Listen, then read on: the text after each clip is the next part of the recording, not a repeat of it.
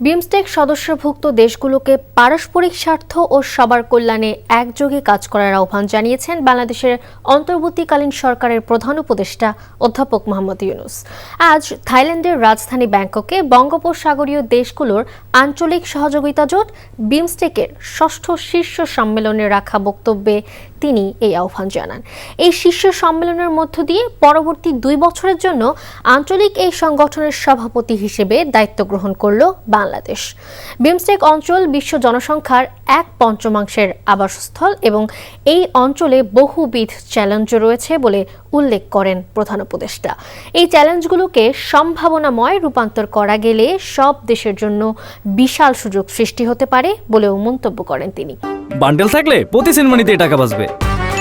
বিকাশ send money bundle কিনে জিতুন প্রতি লেনদেনে।